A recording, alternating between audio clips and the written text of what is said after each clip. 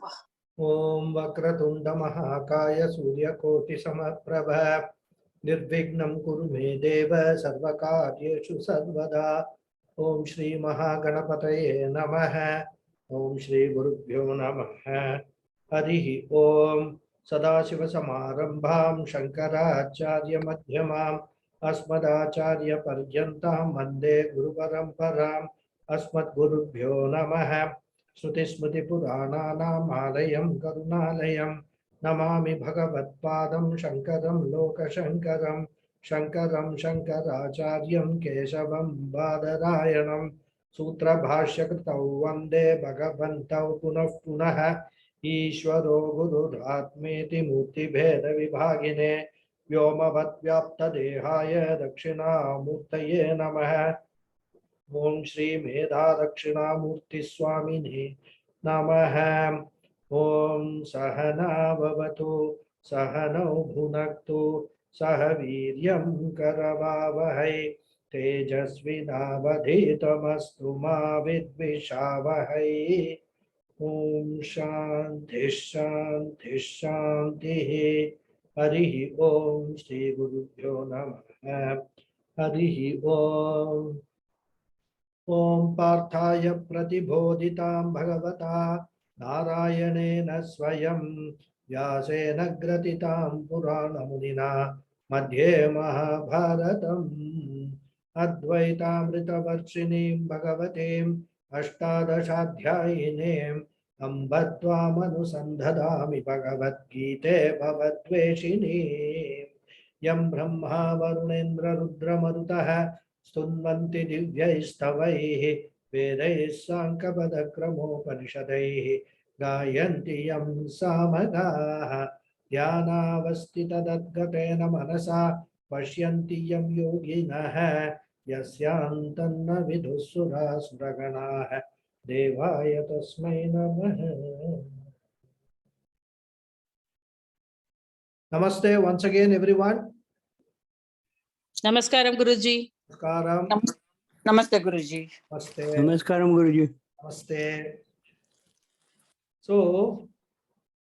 we were seeing this shloka.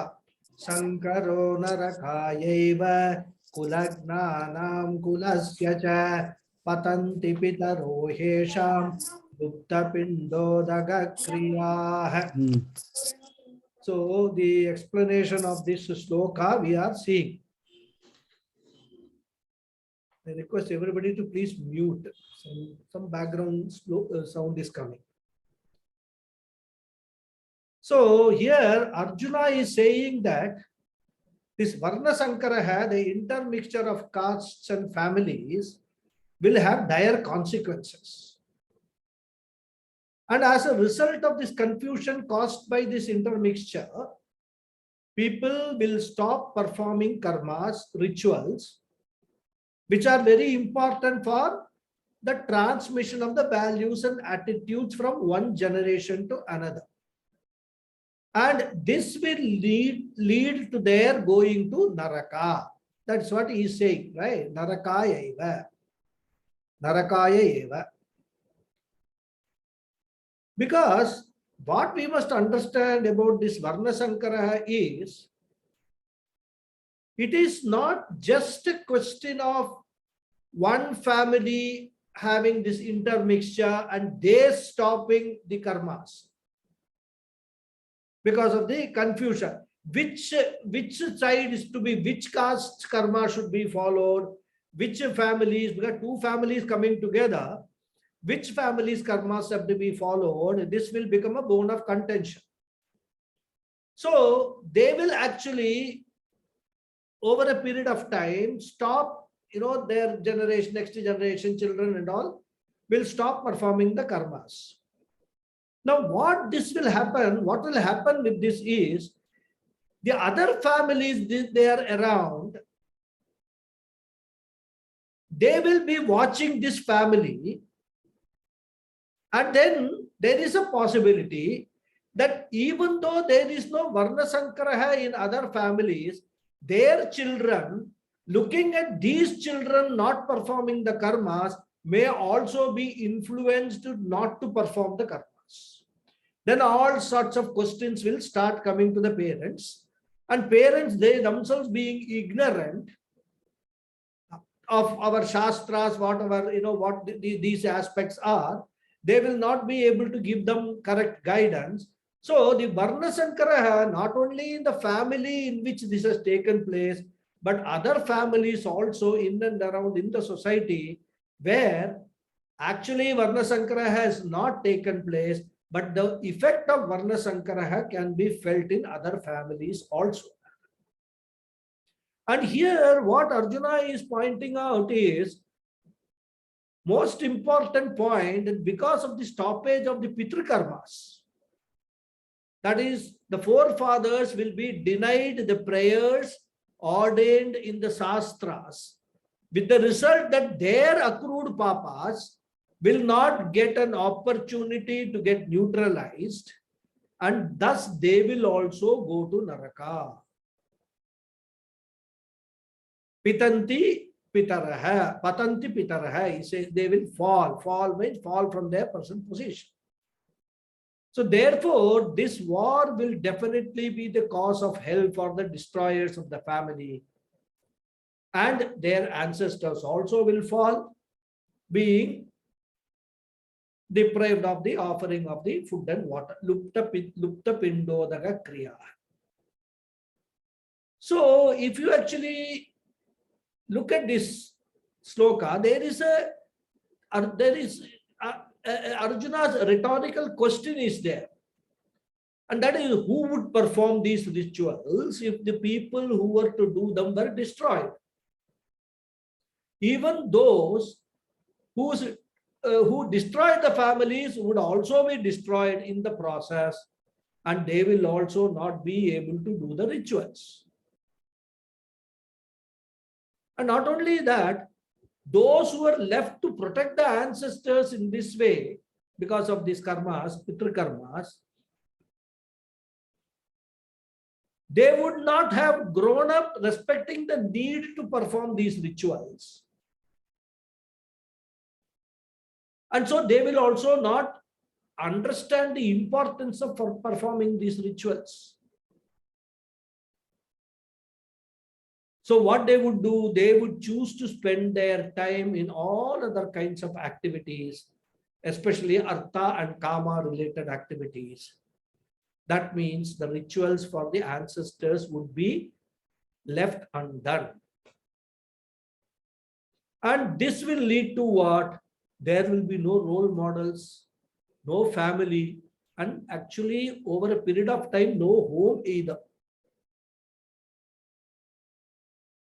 And the future generations, they will not know who was who, what was what, and all that.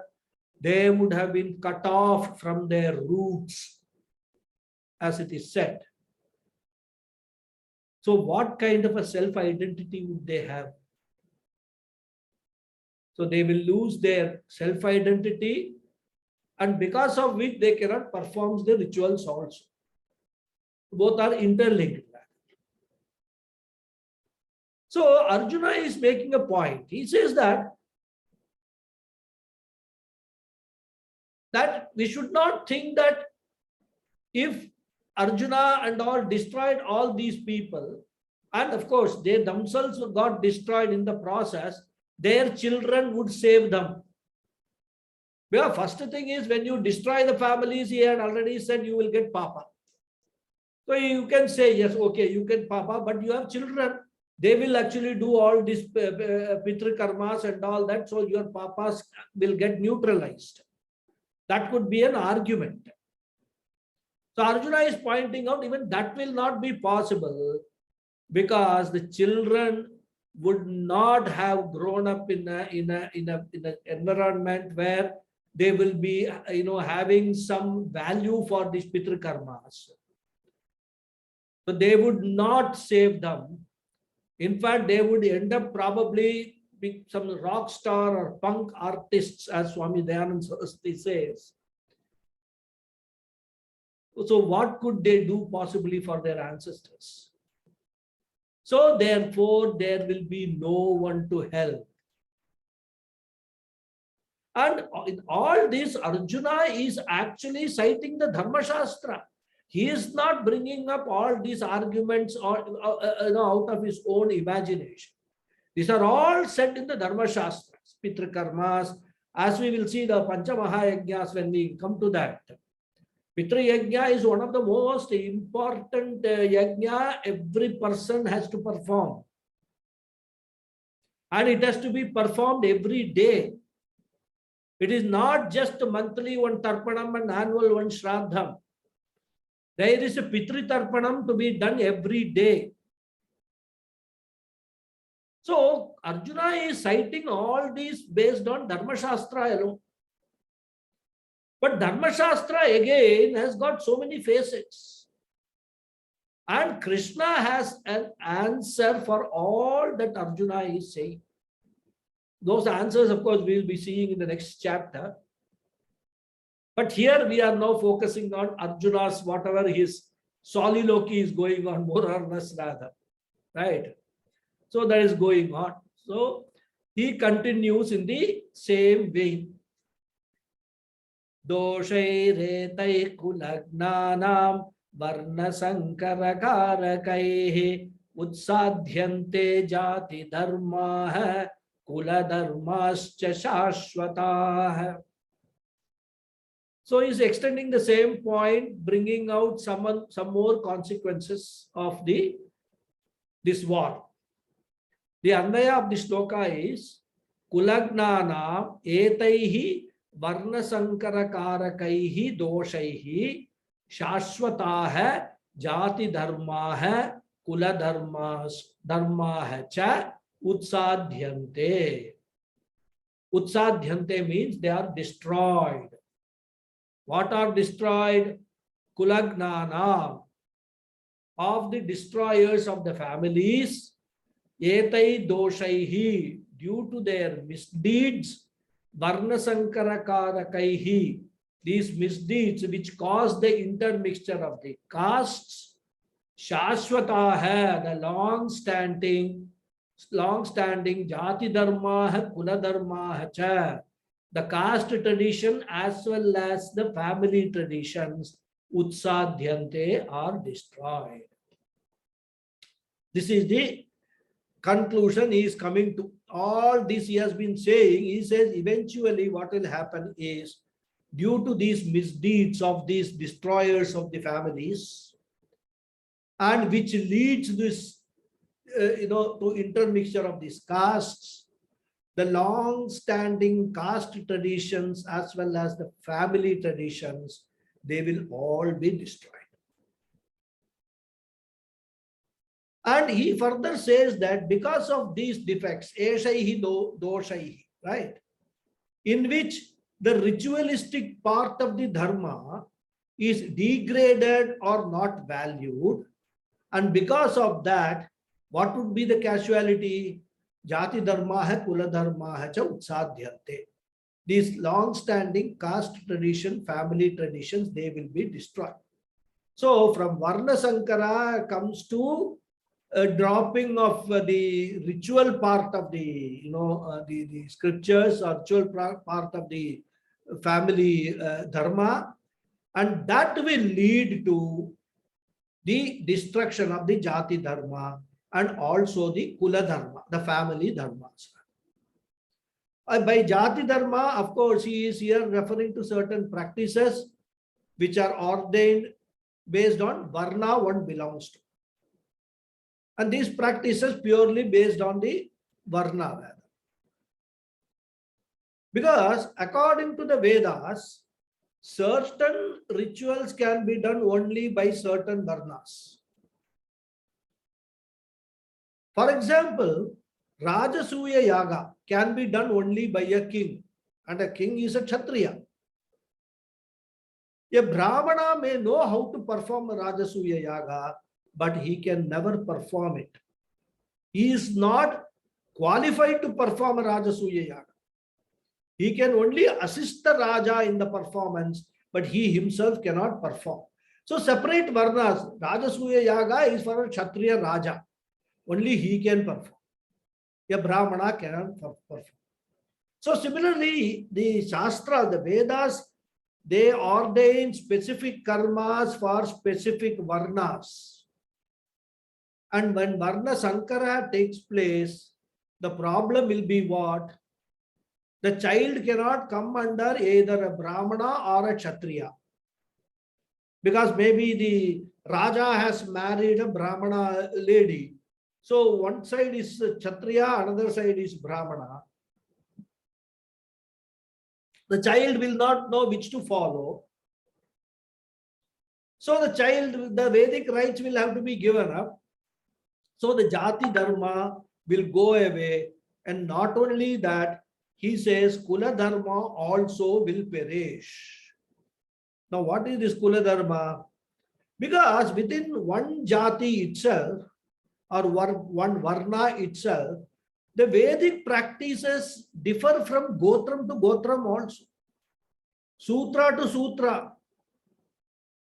We have got Bodhayanas as a separate sect. Their Vedic rituals are different, slightly different from the Smartas. Even their Amavasya falls on a different day. So there are Sutra Vedas, there are Gotra Vedas, all these Vedas are there. And when Varna Sankara takes place, all these will go away. Because as Swami Paramatanda uses a word, the child will be a hybrid. Because it's a crude word, he himself says. So that child, which is, first of all, doesn't know which Gotra it belongs to, that child cannot use any Vedic karma. Therefore, what happens? Kula dharmaha nashyanti, jati dharmascha nashyanti, and all karmas also, rituals also nashyanti. Everything gets destroyed. And now the consequence is what? Once the rituals are gone, the next generation child will actually very naturally ask a question: why should I marry a person from this community or that community? Because there is no relevance. I can marry any person. The only minimum condition is that that person should belong to the opposite sex. That is the minimum requirement. Isn't it?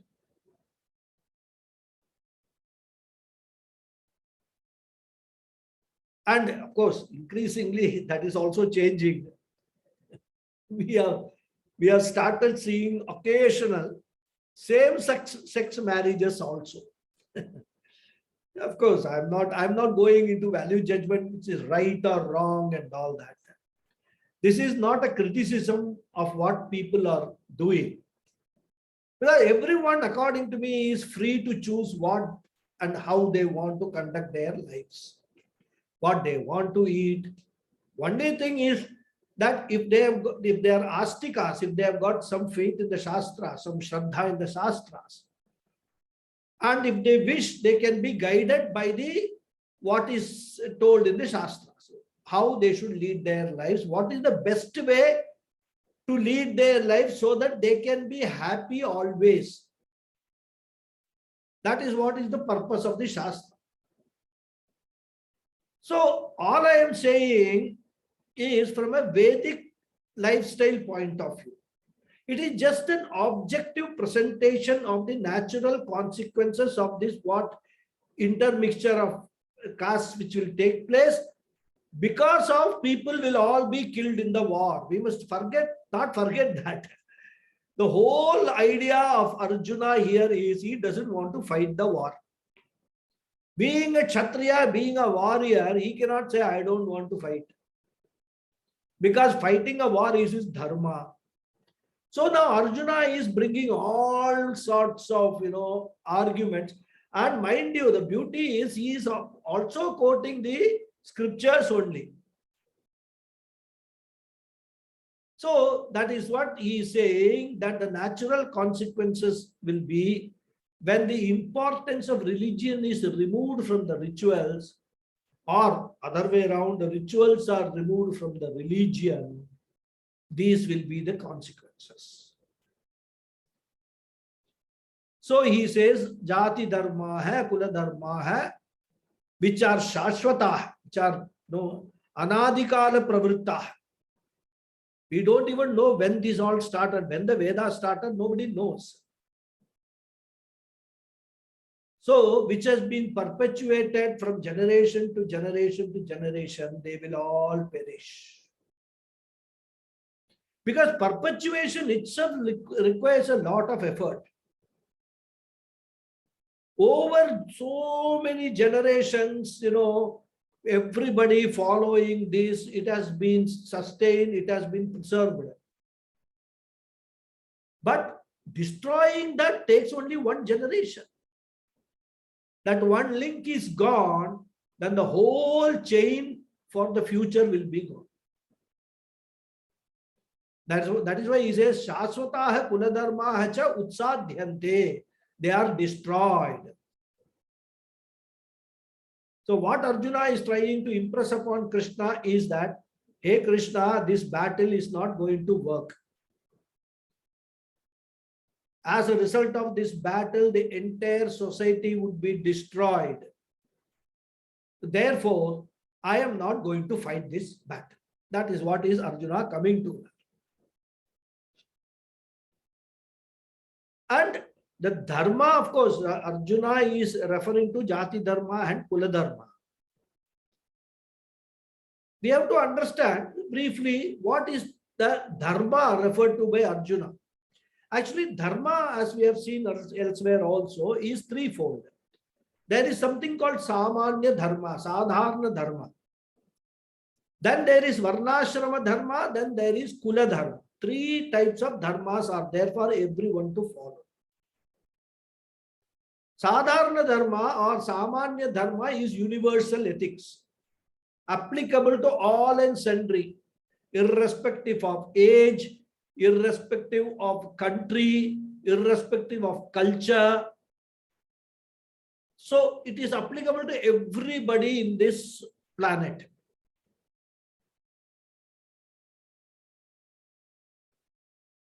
So this is a common general dharmas, which are universal values.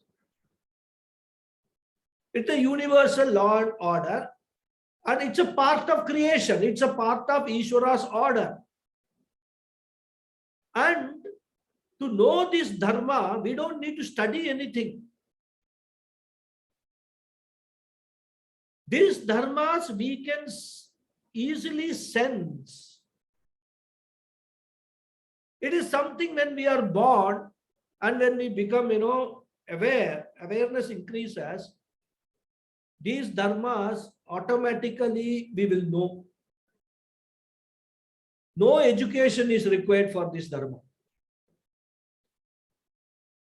In fact, these dharmas are universal to the extent that even animals also follow these dharmas. To a limited extent, of course, I should qualify that. Because what does this dharma say? What is right and what is wrong?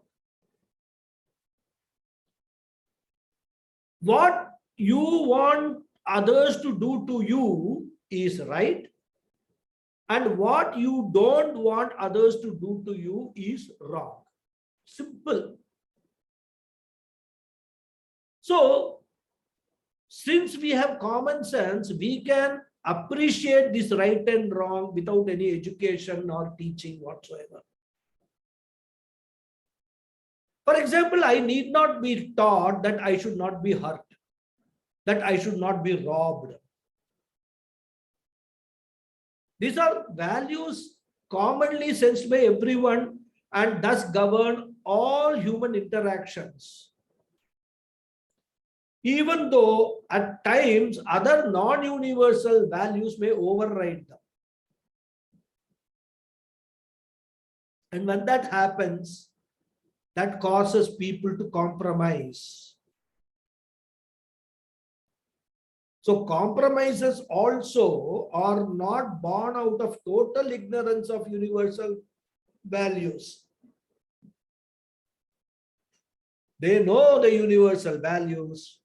For example, being truthful. You don't want anybody to lie to you.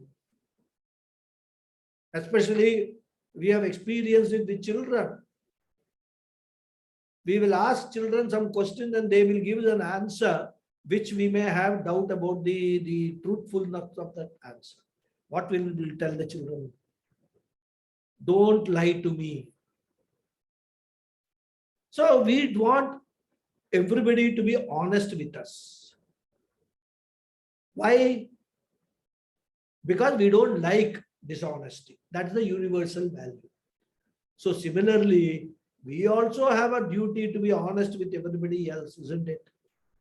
We should also not lie to everybody. But then what happens? Sometimes some situations are there when one person may be telling a lie. He knows he should not do it, but he does it. Of course, it may cause a subconscious problem in terms of guilt to that person. That is, of course, a separate chapter. How to deal with guilt, the subconscious. Puja Swamiji deals with it very thoroughly rather, but that is not the context here. So even though they are aware of the values, some people, they actually compromise on those values because of some circumstances. So this is all Samanya Dharma. Then Varnashrama Dharma and Kula Dharma. Varnashrama Dharma again is having two sections, Varna Dharma and Ashrama Dharma.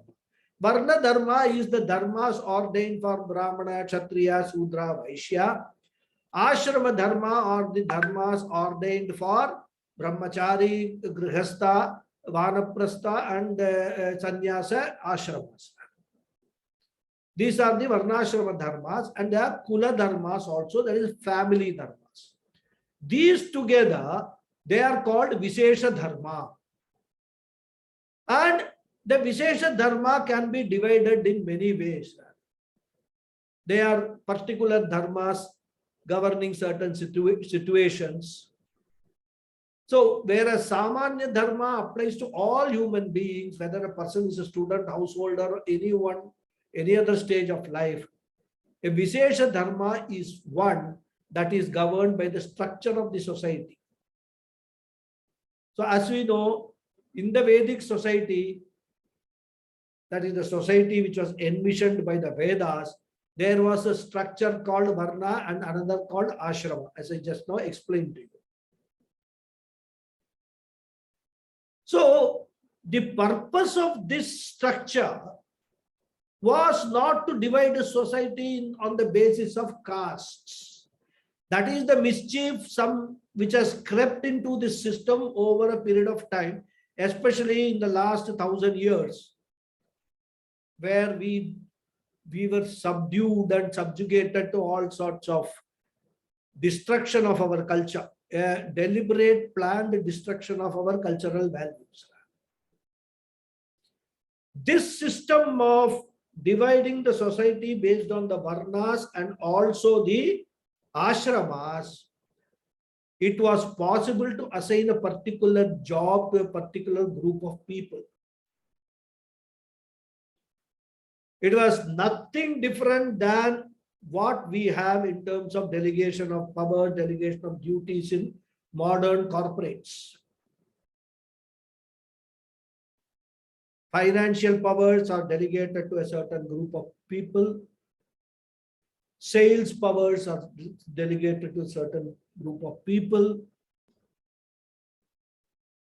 The CFO or the director of finance cannot go to the market and start selling the company's product. That is not his job.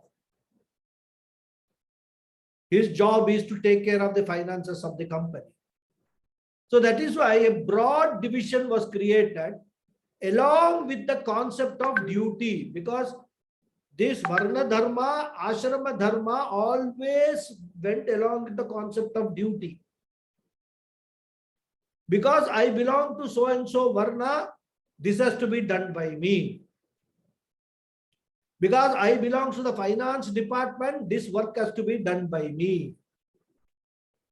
This work cannot be done by the sales guy or the marketing guy or the engineering department. This is the finance matter. I have to deal with it. Similarly, every varna at every ashrama, in ashrama also, it is just like the hierarchy. Certain things can be done only by the top bosses or managers. A clerk does not have the power to do everything, in the organization. He can't take a financial decision. So all these actually, if you look at the dharmas prescribed for the ashrama and also the varnas, they all integral part of karma yoga. And this also we will see when we come to the third chapter. Swadharma, he talks about, Krishna talks about swadharmas. One's own dharma, one should follow. So this structure of assigning specific duties to particular groups of people is called varna dharma, or this is a vishesha dharma.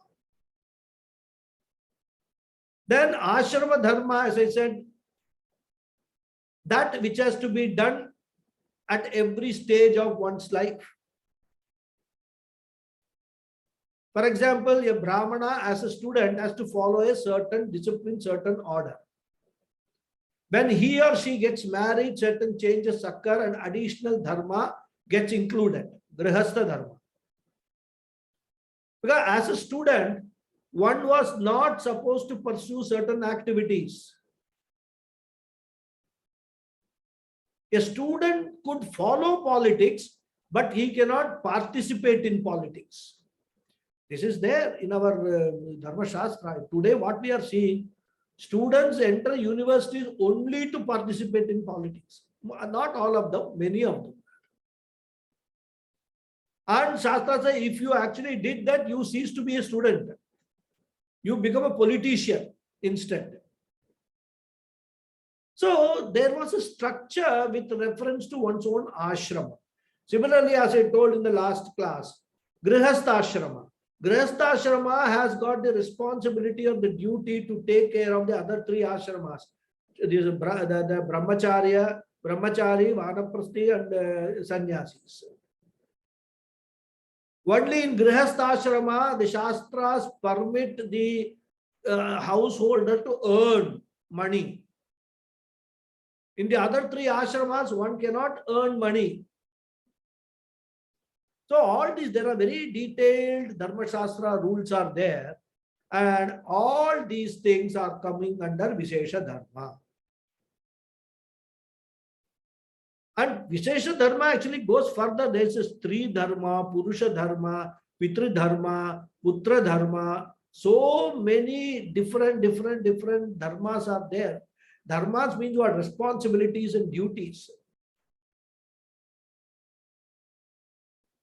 So, like that, there was also Kula Dharma, Dharma applicable to a particular family. The Kuru family, for instance, here, the Kuru clan, they had their own Dharma. And that is all included in the Vishesha Dharmas. And here Arjuna uses the word Kula Dharma to include all this.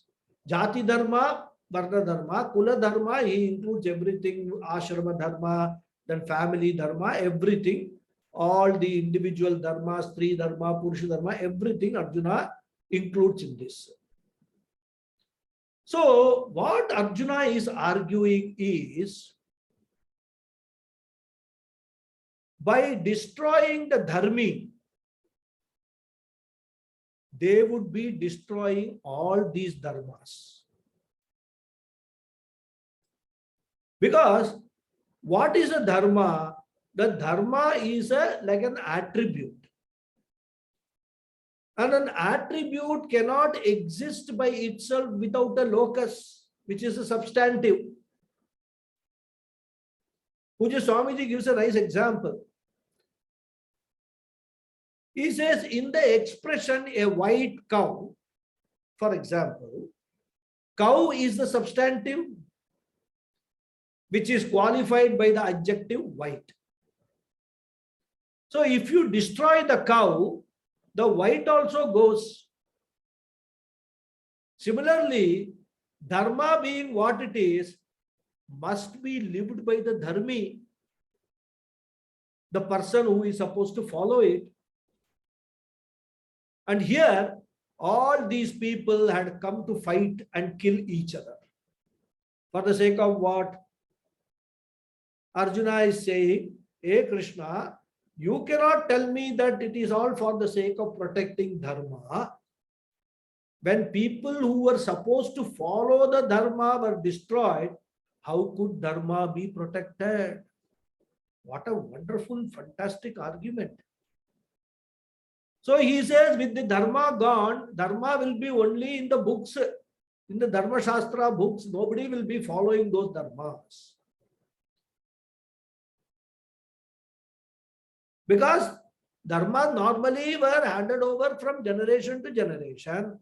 But after the war, the role models will be gone, and there won't be any dharma, any generation which will know the dharmas to be passed on.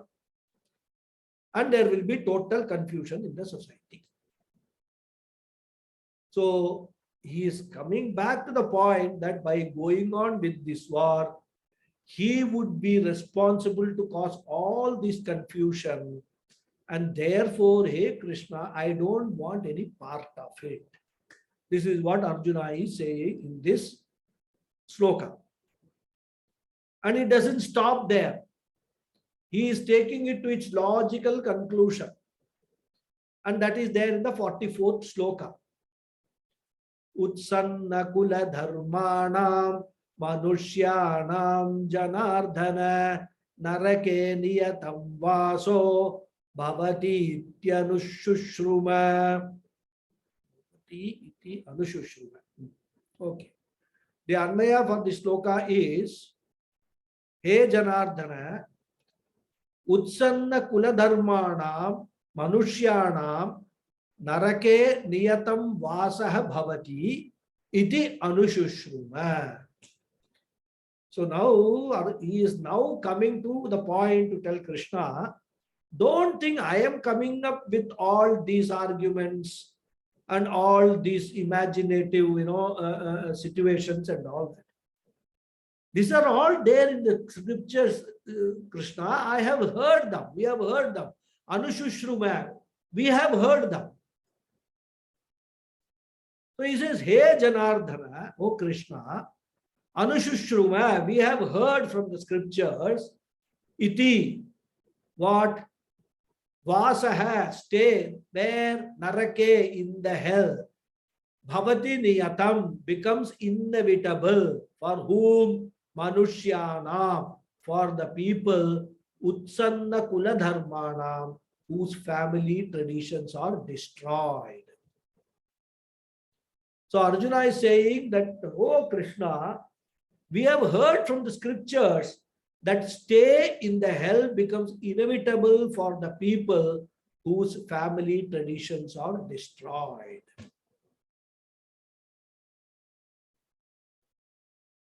So what will be the next natural consequence?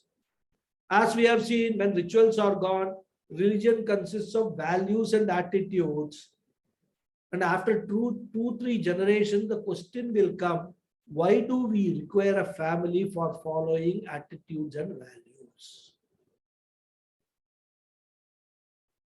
Because you remember, family is required for 3 purposes. Isn't it? So in that attitudes and values, passing on the attitudes and values, the rituals were the mode through which the values and attitudes were being passed on. Now when the rituals are gone and following the attitudes and values, you don't require a family. Question will be, okay, the other 2, do I require a family? Artha and Kama, do I require a family? Answer will be, that is also not required. Because both Artha and Kama, security and all pleasures, are available outside the family. Only enough money should be there. Everything can be ordered and can be ordered online also these days. Therefore, family is not required for artha kama, values and attitudes. Then why the institution of family we need? And once the institution of family is destroyed, what will be the result? There will not be a single person whom I can totally trust. Because apart from this artha, kama, and these values and attitudes, the family serves another very important purpose.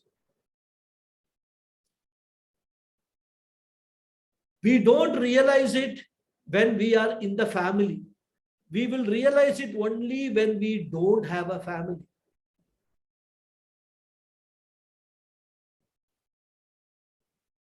That is why sannyasis, when they leave their family, artha, kama, they have to leave deliberately. They have to only remain with values and attitudes. In a family, we have someone to call as ours. I have someone to call as mine. That person will not reject me under any condition, because every human being requires a psychological anchor. Even when we go to some marriage or some function or anything, what do we look for? We will go and we will actually scan the entire crowd and see whether there is anybody whom I know, with whom I can sit down and share some of my thoughts. So a human being constantly looks for who is there for me. More importantly, I need somebody in whose lap I can fall and cry. Mother serves this purpose, serves the, she plays this role most of the time. Even father does not enjoy this. The trust with children enjoy with the mother is incomparable. You can always go and cry to your mother. She is the one who can understand you. You can open your heart in front of the mother. You can trust the mother. So once the family institution goes, there is no question of getting trust or love, or for that matter, psychological security, because even between husband and wife, it is coming to a situation where nobody knows what the spouse is planning. Everything may look very normal, but suddenly one fine day, they will say, this is not working, so I am leaving. In fact, I recently read a joke. Somewhere in the West, it is not an Indian family joke.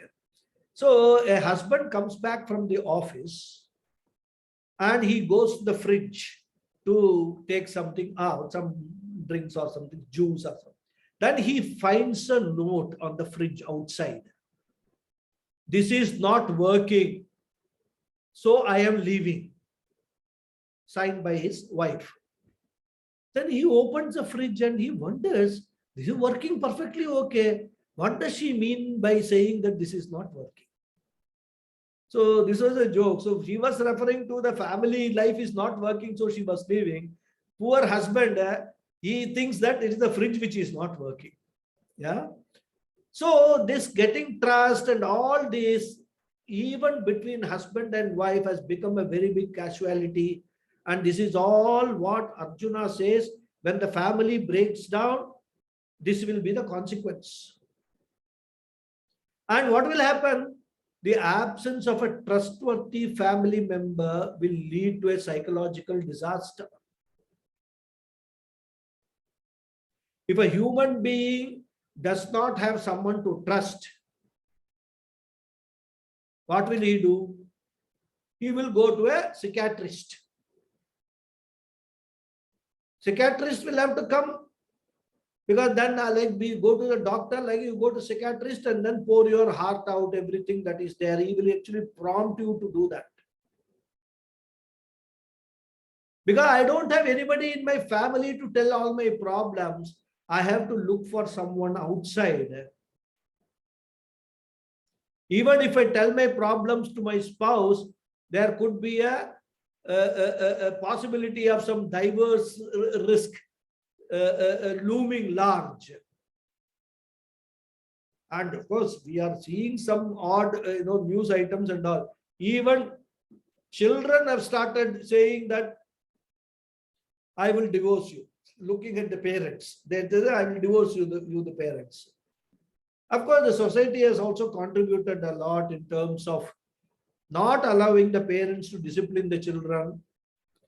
So many issues are there. Because it is actually, Arjuna talked about the confusion some 5,000 years ago. We are seeing utter confusion in every society today. So, question is, whom will I tell my problems? Earlier, at least the spouses had mutual trusts.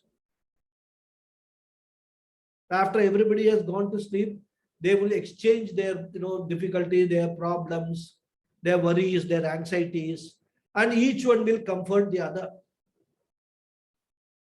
The grandparents were available as a standby. Now they are also not available. Because what we have come to, we have become a nuclear family. I don't know who gave this word nuclear, but it's a fantastic expression. Nuclear means what? Nuclear means, reminds you of explosion and also unhealthy, a huge sound and unhealthy radiation. That is what is happening in families, nuclear families. Often they fight with each other. Huge explosion is there. And all the positive energy which should be generated in the family, that has all been replaced by some sort of unhealthy radiation, which causes more and more psychological problems to the members of that nuclear family. And there is no standby available. So, yeah, psychologically, in times of distress especially, human beings want an empty lap to rest their heads and cry. If father got angry, mother was there. If mother got angry, father was there. If both got angry, grandparents were there. And now there is no empty lap. Therefore, they go to psychologists and he charges heavily to listen to your cries. You have to pay money for someone to listen to your Ramayana, Mahabharata and all that. And this is called psychological disaster. And when such people come to the society, the psychological disaster of the individual mind will lead to a sociological disaster. And what will happen? The crime graph increases. Such a society, is it any different from Naraka? And that is why Arjuna says, Manushyanam Narake niyatam vasaha. Niyatam vasaha, they will live not after death. Even while they are alive, without the family institution, without love, without someone to trust, without someone to listen to my stories, my agonies, my anxieties, Manushyanam Narake vasaha. And after death also, the Naraka, which is there cited in the scriptures and all, we can take that meaning. Niyatam vasa, not only while living, but after death also, they will be in a place which is full of pain and no pleasure, nothing will be there. Suffering will be there. And he says, hell, this is niyatam, this is inevitable. Iti anushushruva. Because when Swadharma is not done, Shraddham, Tarpanam, etc. are not done, all these not doing, it comes under Vedic rules as Pratyavaya Papa. What you are ordained to do, if you don't do, it is a Pratyavaya Papa. And Vedas say that Pratyavaya Papam, the not doing result is Naraka. So he says that we have heard all these things, Krishna. And you just imagine, if I go and kill all these people, the whole society I will be destroying. So this iti anushushruva. So going by this, what Arjuna is trying to say is, I can see neither Drishtaphala nor Adrishtaphala as a result of this war. So in his mind, there would be no immediate gain or a future gain here or in the hereafter. This is basically the basis of Arjuna's argument. And if you see Duryodhana, on the other hand, he was not concerned about Adrishtaphala at all. He did not bother about Punya, Papam, etc. He cared only about Drishtaphala, the immediate gain which he can get. Because if he had actually thought about Papa and all that, he would not have been an Atatai, isn't it? A wrongdoer. So he had no, Duryodhana had no respect or concern for Adrishtaphala, which means what? He was not an Astika. So Duryodhana was a Nastika, a disbeliever. Disbeliever in what the Shastras say. Because this Adrishtaphala is known to us only through the scriptures, the Shastras. And because Duryodhana had no faith in Punya and Papa, he was a disbeliever, interested only in what was available to him here in this world, Artha and Kama, that's all. Dharma was not there in his lexicon at all. He wanted to rule the kingdom, and the power that went with the kingdom made him feel very big, very ego booster. For 13 years, he was fortunate to enjoy the kingdom, enjoy absolute power without anybody challenging him. And we know that power has a knack of corrupting. Power corrupts and absolute power corrupts absolutely. So now Duryodhana has enjoyed absolute power, and now he is in a stage where he has been corrupted absolutely rather.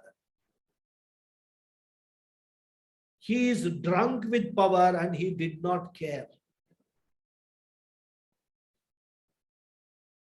And because he has got so addicted to that power, he did not want to lose it.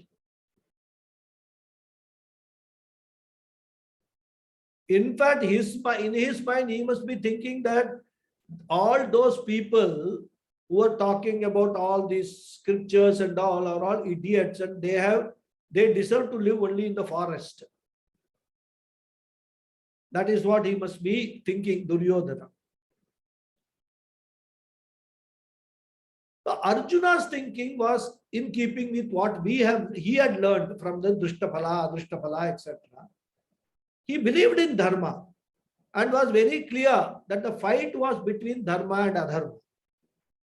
Arjuna knew this, but still he thought that by destroying his own people, there would be no happiness for him, either at that time or later. Here we have to understand, it was not that Arjuna did not know what was Dharma and what was Adharma. As I said in the beginning, the problem with Arjuna, and the problem not with Arjuna, the problem with Raga leading to Shoka leading to Moha is that whatever is not dharma will be people will start seeing that as dharma, and whatever is dharma, they will start seeing that as adharma. Because they know that there is a dharma, there is a adharma. This is what is the confusion comes because of the shoka and moha. That is what we have to understand. It was not that Arjuna was being, he was a bad person. Not that he did not want to fight the war with the intention with which he came to the battlefield. But coming to the battlefield, he got all dharma, adharma business mixed up. He could not make out what is dharma, what is dharma, which he will himself admit in the second chapter when we start. Right in the beginning, 5th sloka, 6th sloka, he himself will tell Krishna, I am dharma sammuda cheta hai. I am totally confused, Krishna, about this dharma and adharma. Therefore, please guide me. So that is again a viveka on the part of Arjuna. Because many people, they mix up this dharma, adharma, and they don't even realize that they have actually mixed it up. Even when somebody points it out to them, they will go on arguing that what they are doing is right. In the case of Arjuna, that was not that. It was a genuine mix-up that he had between dharma and adharma. What he thought was his dharma, suddenly he sees that as adharma, and all adharma, which is not relevant in the context, because dharma also applies to contexts. As I said, the varna and ashrama, he failed to appreciate that as a kshatriya, a potential king, what was his dharma? He failed to appreciate that. He was mixing up with samanya dharma and vishesha dharmas. So much mixture Arjuna was carrying in his mind, which is what led to this entire, his, what I can call monologue of Arjuna, trying to justify all these things, to not fight the war, to withdraw from the war. This is what is Arjuna's situation here. He further laments one or two more. In fact, we have completed 44th sloka. Only 3 more slokas are there. Hopefully, we will complete it in the next class. So, we will see more in the next class. Okay. I will say the prayers. Om Purnamadav Purnamidam Purnat Purnamudachyate Purnasya Purnamadhaya Purnameva Vasishyate. Om Shanti Shanti Shanti. Harihi Om Sri Gurubhyo Namaha. Harihi Om. Thank you all very much. Thank you, Guruji. Namaskaram. Thank you, Guruji. Thank you, Guruji. Hari Om. Thank you, Guruji. Hari Om. Thank you. Namaste, Guruji. Namaste. Namaste. Thank you, Guruji. Namaste. Hari Om, Guruji. Hari Om. Hari Om, Guruji. Guruji. Guruji, you mentioned about Yes. 3 dharmas. Three dharma. Three dharmas. Three. 1, 2, Yeah. 3. What is then Sanatana Dharma? All 3 are Sanatana dharmas. All the 3 are Sanatana Dharma. Okay. Sanatana dharma means what? Shashwata dharma. That's what he refers to. Sanatana means eternal. Okay. So within that you have got different types of dharmas. One is general samanya dharmas, which is applicable to everybody. Then there are specific special dharmas applicable to different groups of people. Okay. For example, there is a Pitri dharma which will not be applicable to a son till he becomes a pita. Okay. Understand? So Pitru Dharma is meant only for fathers. So Stri Dharma for women. In that Stri Dharma also there is a Patni Dharma. So much, I mean, they have actually, you can draw one very nice chart, drop down chart, this Dharma, this Dharma. If you see Manusmriti, it contains all these Dharmas.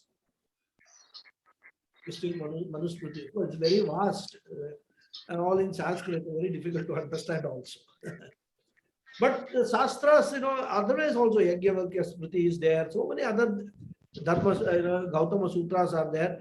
They all talk about these Dharmas. Guruji, when you said non-universal values make you compromise, did you mean that the person compromises dharma for adharma? And could you please elaborate on the Bodhayana? I didn't understand what you said about the Bodhayana. There is a sect among the Brahmins called Bodhayana. See, even when you look at the Vedas, because today the community, this Brahmin community, that's only one little bit having some of these dharmas. They are divided into what? They are divided into 4 Vedas, Rigvedi, Yajurvedi, Samavedi. They are divided into that. When you look at the rituals which are prescribed for these 3 Vedis also, there are differences. Rigvedi, Tarpanam is different. Rigvedi, even Sandhya Vandanam is different. Yajurvedi, Sandhya Vandanam is different. Samavedi, Sandhya Vandanam is different. Big difference is not there, but some rituals in some mantras and all differences are there. Then you have got another sect called Bodhayanas. So they have also got a different types of rituals. They will follow those rituals.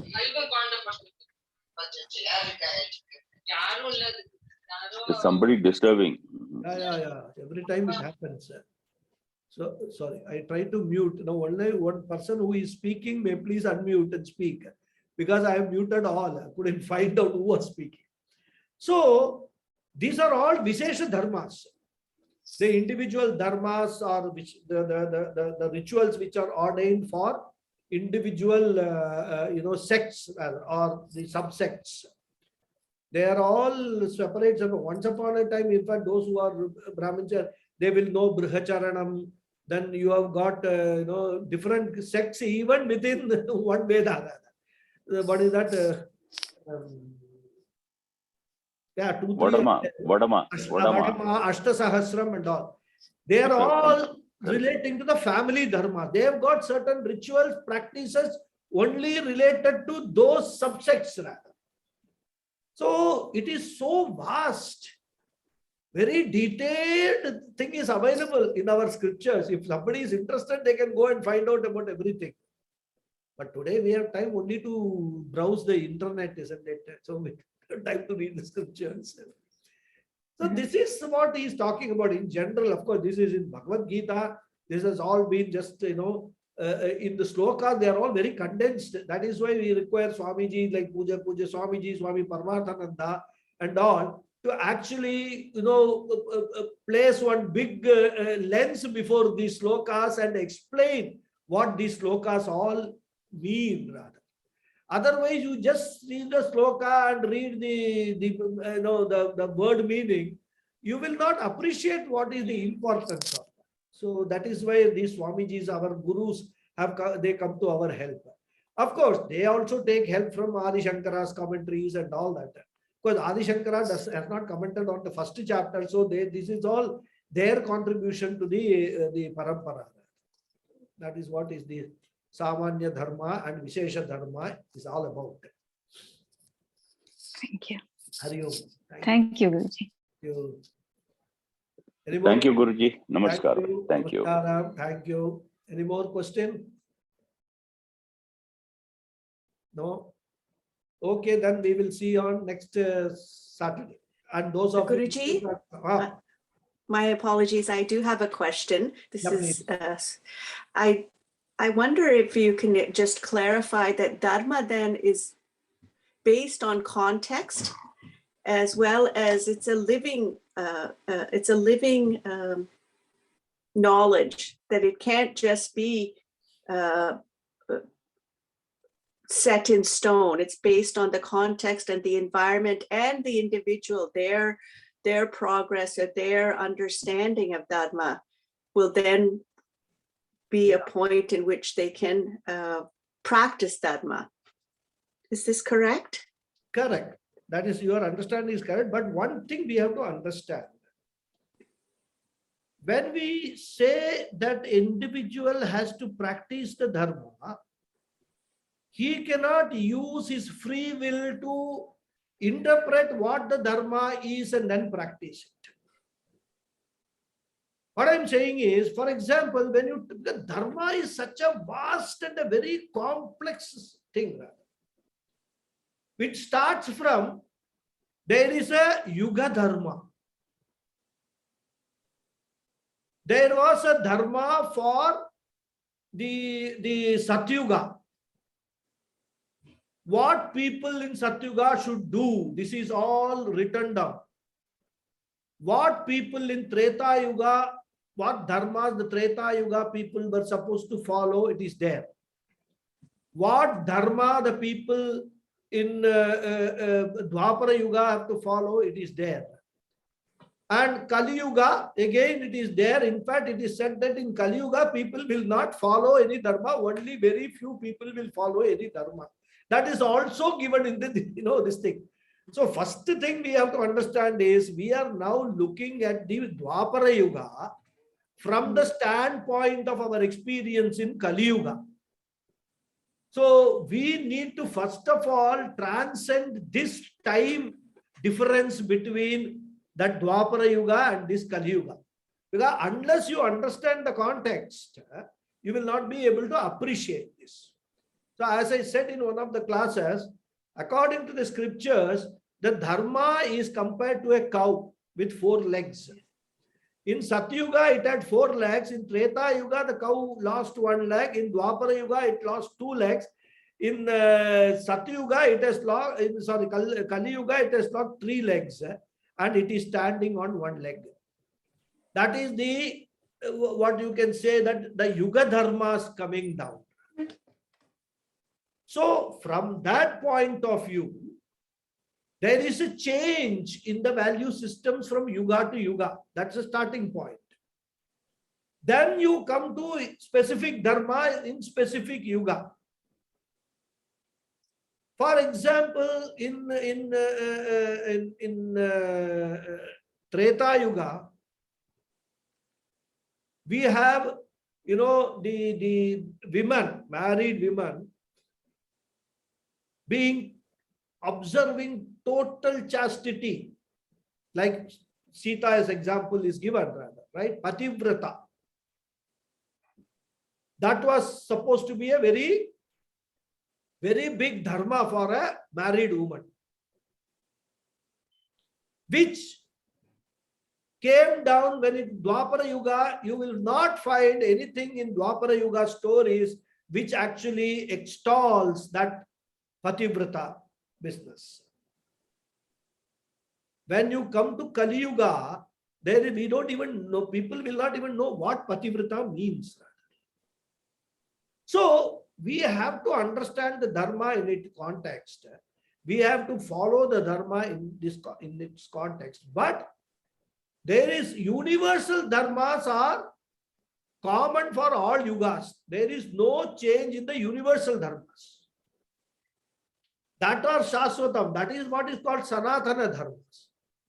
Then these Vishesha dharmas can change from yuga to yuga, from family to family, from varna to varna, from ashrama to ashrama. These are there. So wherever we are, if we want to lead a dharmic life, first of all, we have to understand, find out what are the dharmas which are prescribed for us. Then once you understand, you follow that lifestyle. Keeping in mind always that Samanya Dharma, I have to inevitably follow throughout. Whether I belong to this varna, that varna, this ashrama, that ashrama, I am a Stree or a Purusha, Nothing. Samanya dharma is samanya, which is basically what in Yoga Shastra also we called yama and niyama. There are only 10 there, but of course our Shastras talked about so many. Gita also we will see all these samanya dharmas. Later on we will, when we come to that, we will see all those samanya dharmas also. So this is how we have to understand and apply this dharma. It's a very complex thing and we have to first see. So what we can do best is try to understand the overall context, look at ourselves, what stage of life we are, and then try to apply those practices which we can apply and live those values. There's so many things in today's context we will just not be able to do. So how much ever we can do, we should continue to do that. That's all. Yeah. Thank you. Thank you, Guruji. Dharma is a very complex thing. Thank you. Thank you, Guruji. Hari Om. Thank you. Hari Om. Hari Om. Any more questions?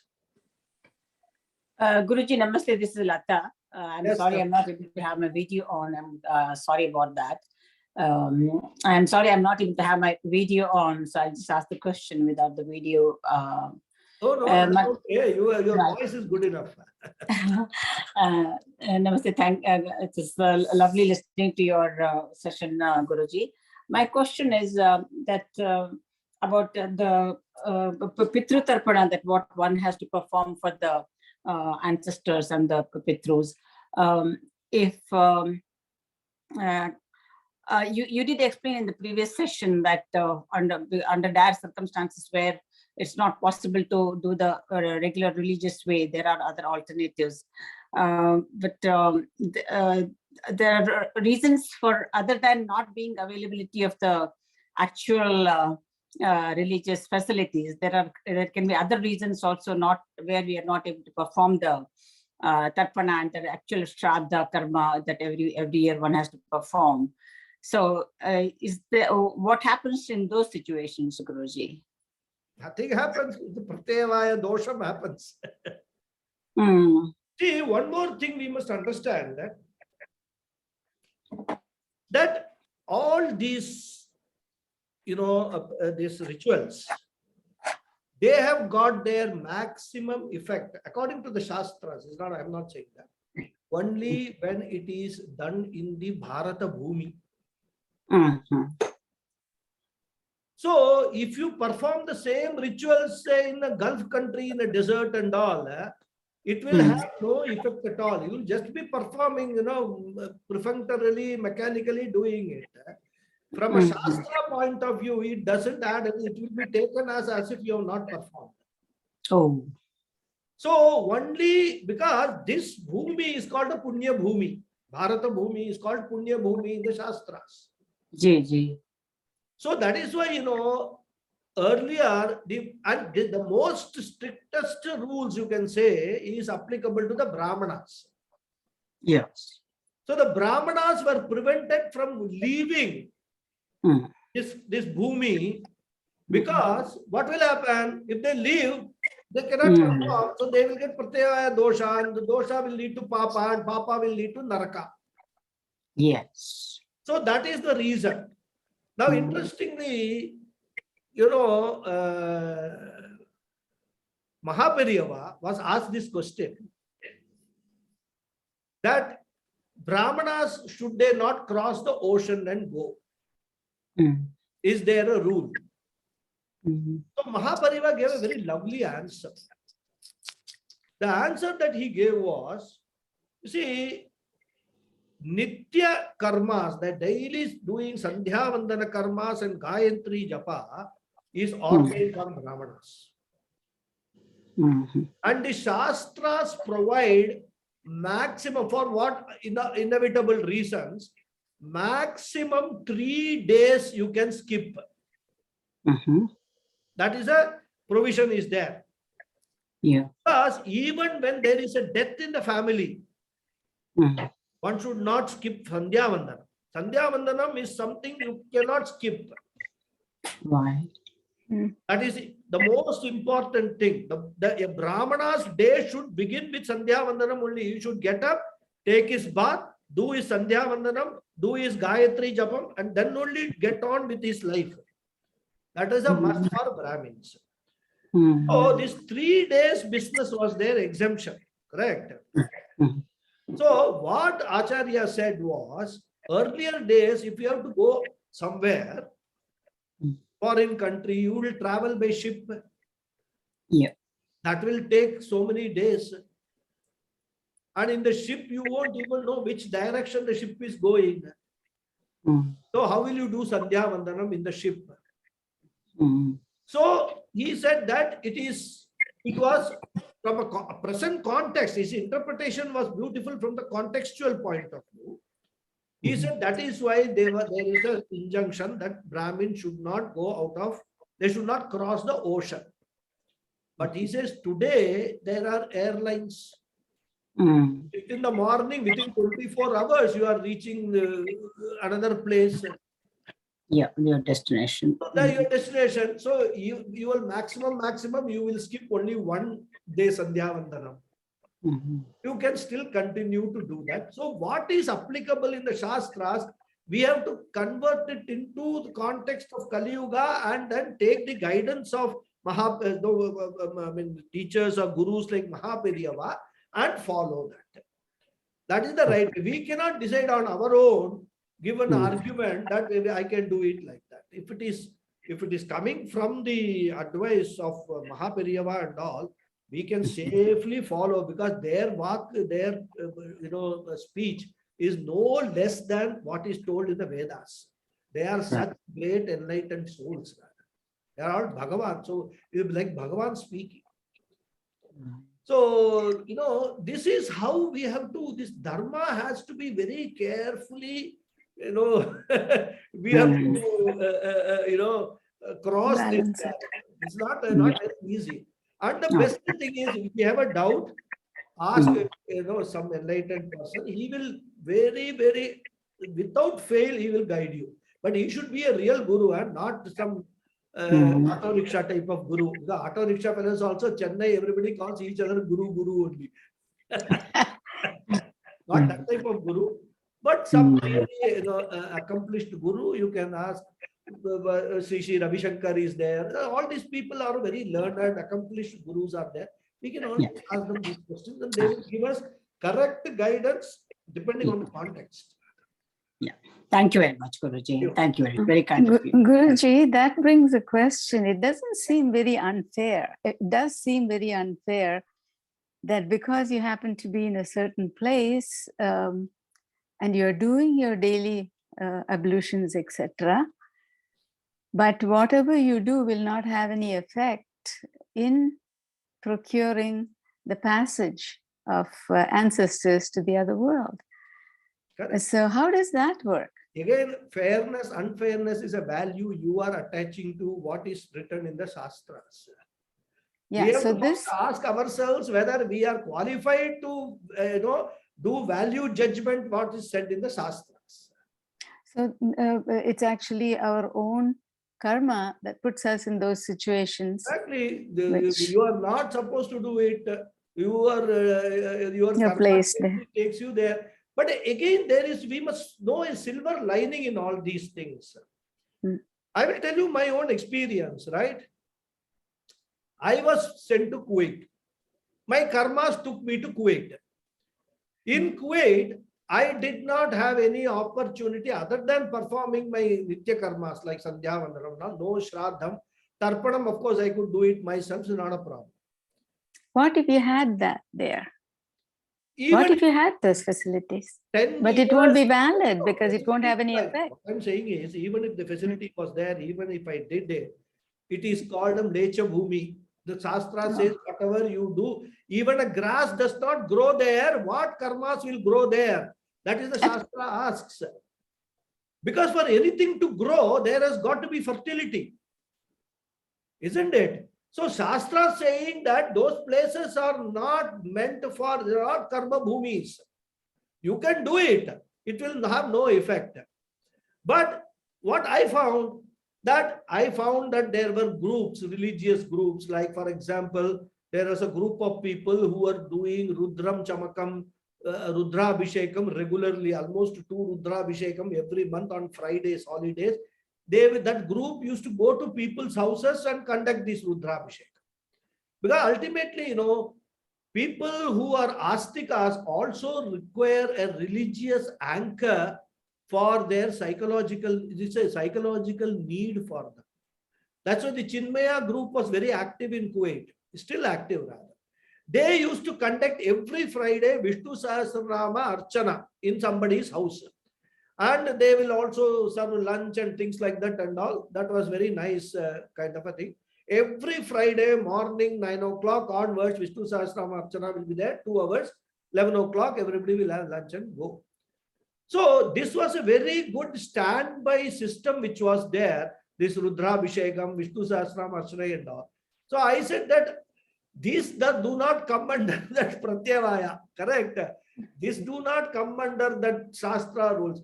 Let me do these things and keep myself spiritually and religiously engaged, even when I am here. Even though I am doing my Sandhya Vandanam, knowing fully well that this may not actually help me in my, in addition to some Punya Karma or whatever is for this.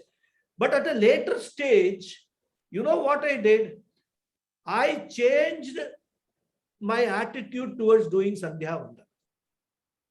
I converted my Sandhya Vandanam for doing Chitta Shuddhi only. I don't want any punya from this Sandhya Vandanam. I am doing this as a Nishkama Karma. Nishkama Karma, then Shastra cannot interfere. He did not talk about Punya Papa and all that. So now I decided I will do it as a Nishkama Karma. And in fact, I included on my own in the Sankalpa, Chitta Shuddhyartam Pratasandhyam Upasishye. This I included the word Chitta Shuddhyartam in my Sandhya Vandana Karma. So every time I do Sandhya Vandanam, I am fully aware in my Sankalpa that I am doing only for Chitta Shuddhi.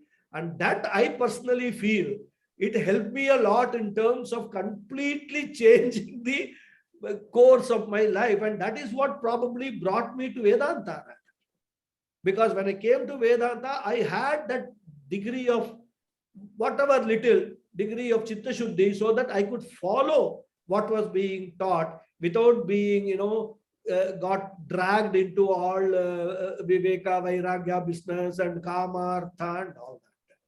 So we have to find sometimes some practical solutions for all these things. You can do Sandhya Vandanam and all these things for Chitta Shuddhyartha. And even though it will not have an effect from the point of view of the Shraddha Karmas and all, whenever we remember our forefathers, our ancestors, that memory itself is good enough to get us their blessings. That cannot be denied. What can be denied is the full effect of the Shraddha Karma in terms of neutralizing their papas, may be not possible, but our the blessings, that cannot be denied. No. So that way you continue to do your karmas only for the purpose of getting the blessings, and blessings is like a fixed deposit. You can, those blessings will always help you to achieve whatever you want to help in your life. So instead of getting into too complicated, whether this is right, that is wrong and all, let us just perform the karmas, whatever is possible for us to do, wherever we are, in whatever situation we are. Let us with all sincerity, with Shraddha, let us perform those karmas. And I can tell you that it will give its own effects, in terms of our Chitta Shuddhi, in terms of our attitudes towards others, towards life and all. That is itself great, much better in the Kali Yuga. When 99% of the people don't even think of these things, if you belong to that 1%, great thing, a big achievement. You're That blessed, Guruji. towards it. You're blessed because grace guided you to the right thinking. Yeah, also. exactly. Yeah. So I didn't worry that, I am not doing this Shraddha Karma and all that. Initially, that worry was there. But then when I found the solution, that I could actually come to Bombay, perform it, and go back in one day. Because it was just 4 hours, 3.5 hours travel and convenient flights. So since then, I started doing it. Whatever it, I came to Bombay and did that, and we went back. But whether we could do it, or for example, in one case, what happened? Everything was done. Morning, I was supposed to land here by Kuwait Airways. Night 10:30 was the flight from Kuwait. Morning, it will come at 5 o'clock. We will straight away go to that center, take our bath, perform the Shraddha, evening flight, go back. You know what happened? We were standing in the queue to board the flight. They said some technical fault, half an hour delay. Till 4 o'clock in the morning, the flight did not take off.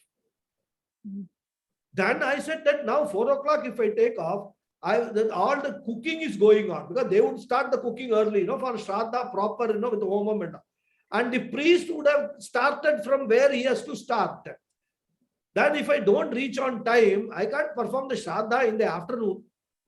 So then I decided that I will not go. I told them that cancel my ticket, refund it, and took my baggage and went home. We reached home around 4 o'clock after this. I called up the center and told them, please cancel all arrangements. We are unable to come. So they did. They said, no problem. We have not even started the cooking and all that. We will cancel it. And you know the beauty which I did not know. The same month, this was my mother's Shraddham. Same month, another Tithi for my mother came.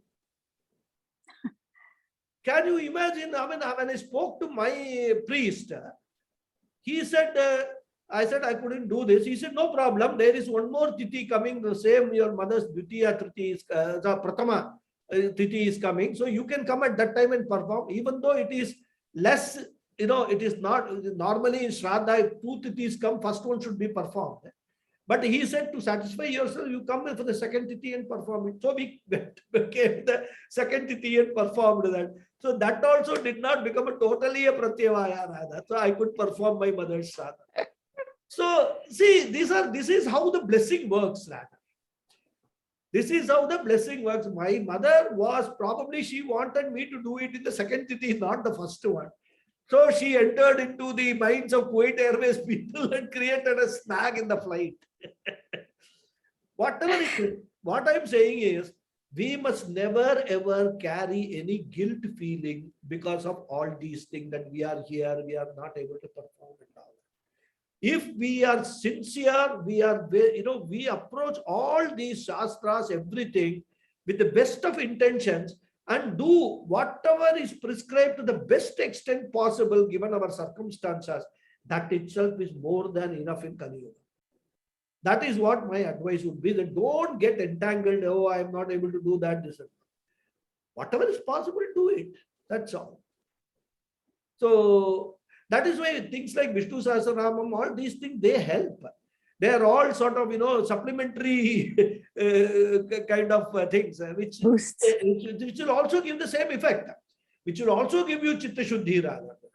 So if your aim is Vedanta, if you are on a moksha path, these rituals and all, ultimately Vedanta says that they are all mithya. All this Sandhya Vandanam, everything is mithya.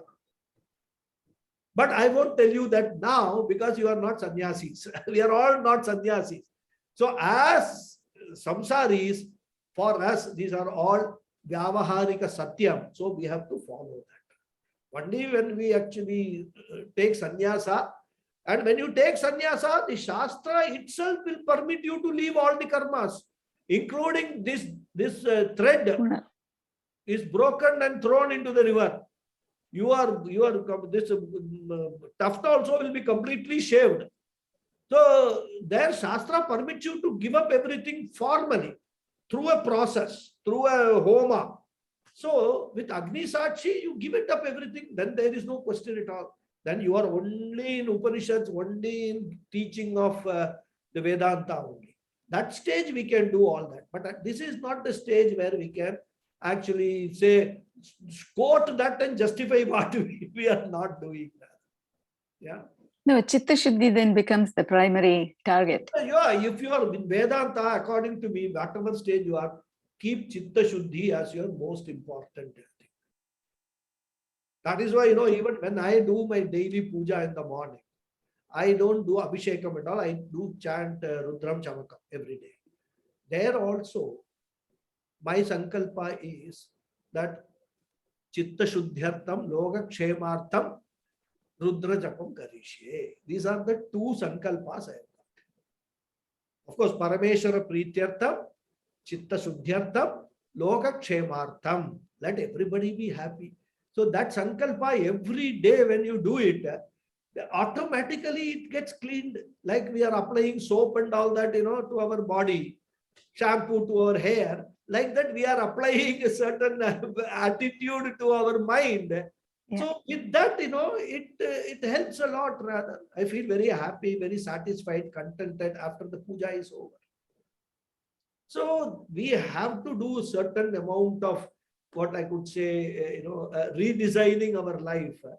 But in all that, we must not lose sight of what is the whole purpose of all these things. So if we don't lose sight, then fine, then no problem at all. Very inspiring satsang, Guruji. Thank you. Thank you very much. Hari Om. Hari Om. So we will continue in the next class. Okay. Hari Om. Yeah. Thank you. Om Om. Hari Om Guruji, thank you very much. Thank you. Namaste everyone. Namaste, all of you.